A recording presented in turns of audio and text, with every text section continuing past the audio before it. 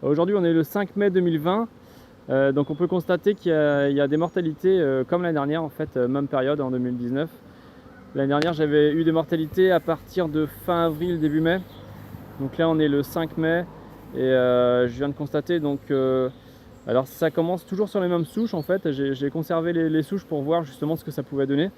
C'est des colonies très fortes, sachant que là on n'a pas eu du tout la même météo que l'année dernière. L'année dernière on a eu un peu plus d'épisodes pluvieux, donc les colonies étaient confinées du coup, hein. Elles étaient pas mal confinées, même si ça n'a pas duré très longtemps, on pouvait croire que c'était dû à ce confinement prolongé et forte population.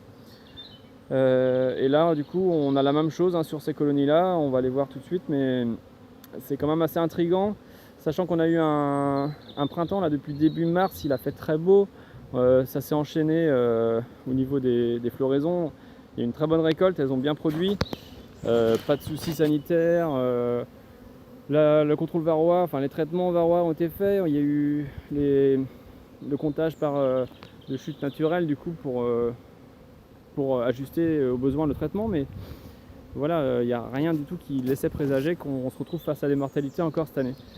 Et là, bon, il y a eu des traitements, actuellement, il y a des traitements aujourd'hui sur des parcelles de maïs, et on a eu des traitements il y a quelques jours aussi sur du blé, quoi. Donc voilà, l'année dernière, il faut savoir qu'on avait retrouvé des fongicides SDHI, dont du boscalide, un boscalide qui était utilisé lui sur un céréal aussi, et des traitements sur le colza, quoi. Donc là les floraisons de colza sont déjà finies depuis assez longtemps. Ça peut du coup laisser sous-entendre que ce soit peut-être un traitement sur le blé, hein, qui a été fait et qui serait à l'origine de ces mortalités, et du coup déclenchement de pathologies type CBPV, quoi, maladie noire. Donc on appelle aussi la paralysie chronique. Alors on va regarder là sur cette ruche. Donc c'est la même chose, là c'est tout frais, hein, ça fait pas très longtemps. Hop. Donc là déjà on peut voir que sur la planche d'envol, elles sont en train de se nettoyer là. Elles chassent en fait toutes celles qui sont qui peuvent être infectées, quoi. Et puis si on regarde un peu plus au sol, hop, là on voit la même chose. Des abeilles comme ici du coup, hein. Voilà, le type de cas, en fait des abeilles traînantes, hein, comme ça, qui sont en train d'agoniser. Hop. Et puis voilà, des tapis d'abeilles mortes, hein.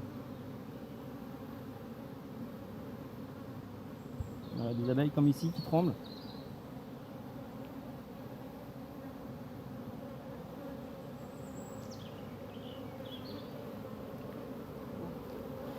Alors voilà, ça c'est très récent. Donc là il a plu hier. Alors on voit que c'est déjà en cours de décomposition, mais il y a certaines abeilles, hein, qui sont comme celle-ci, hein, encore vivantes, mais à l'agonie, quoi.